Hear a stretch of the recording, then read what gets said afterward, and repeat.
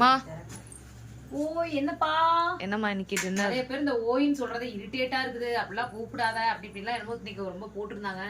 அது ஒரு 8 மெசேஜ். ஆனா என் பசங்க போய் அதுக்கு போய் இந்த மாதிரி அப்படி சொல்றதுனால உனக்கு என்ன அதுல அசிங்கமா, எவ்வளவு பேர் அசிங்கமா வீடியோ போடுறாங்க, அதெல்லாம் பார்த்து உனக்கு நல்லா இருக்கு. இப்ப இந்த ஓயின்னு சொன்னதான் உனக்கு அசிங்கமா போயிடுச்சான்னு கேட்டிருக்காங்க.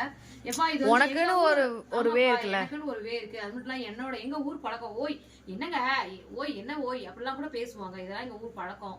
சோ அதனால வந்து அதை மாத்திக்கிறது கொஞ்சம் கஷ்டப்பா. என்னோட ரியாலிட்டியை நான் மாத்திக்கலாம். ஐயோ என்னோட ரியாலிட்டியை நான் மாத்திக்க விரும்பல. அதனால அது யாரும் தப்பா நினைச்சு அது ஃபுல் கார் எண்ணெய் ஊத்தாம சுட்டு சப்பாத்திப்பா. அதனால அப்படிதான் எண்ணெய் ஊத்தாம வருது. அந்த ஒரு சப்பாத்தி மட்டும் தொட்டு சாப்பிட்றதுக்கு வந்து பாத்தீங்கன்னா வெச்சு குருமா பண்ணிருக்கப்பா. டக்குன்னு பூஜையை முடிச்சுட்டு வந்தேன். சரி என்ன செய்யறதுன்னு யோசனையா இருந்தது. மாவு தான் பாருங்க இப்பதான் ஆட்டி வச்சிருக்காங்க.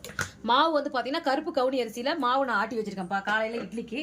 அதனால நைட்டுக்கு டின்னர் வந்து பாத்தீங்கன்னா இது சப்பாத்தி என்ன பண்றதுன்னு தெரியாம சப்பாத்தியும் அண்ட் தென் வெஜ்ஜு குருமாவும் பண்ணேன். இந்த வெஜ்ஜு குருமாக்கு மட்டும் வந்து ஒரு டிப்ஸ் சொல்றப்பா. பால் வந்து காய்ச்சின பால் இறக்கும் போது ஊத்தி பாருங்க, ஹோட்டல் ஸ்டைல்ல இருக்கும். ஓகே, உங்க வீட்டுல நைட் டின்னர் என்னன்னு கமெண்ட் சொல்லுங்க. வாங்க சாப்பிடலாம்.